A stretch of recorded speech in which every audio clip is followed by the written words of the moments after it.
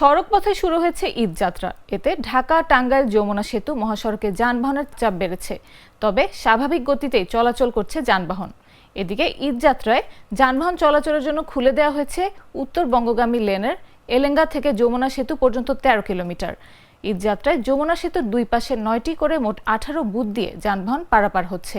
এর মধ্যে দুই পাশেই মোটরসাইকেলের জন্য ২টি করে বুথ রয়েছে। মহাসড়কের সংশ্লিষ্টরা জানান, ঈদযাত্রার প্রথম দিনে মঙ্গলবার মহাসড়কে যানবাহনের চাপ বেড়েছে। বিশেষ করে এলেঙ্গা থেকে যমুনা সেতু পর্যন্ত সকাল থেকে যানবাহনের চাপ বেড়েছে। যানজট নিরসনে মহাসড়কে পুলিশ সদস্যরা দায়িত্ব পালন করছেন। টাঙ্গাইলের পুলিশ সুপার মিজানুর রহমান বলেন, মহাসড়কে ৪টি সেক্টরে ভাগ করা হয়েছে। বিকেল থেকে মহাসড়কে ৭ শতাধিক পুলিশ দায়িত্ব পালন করছে।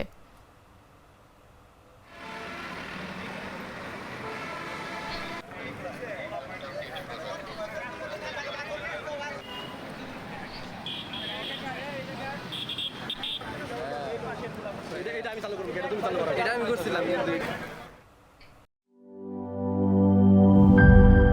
জীবনের সাথে চলে hi fi all time healthy life জার্নিতে স্বাস্থ্যকর all time family cake all time healthy life.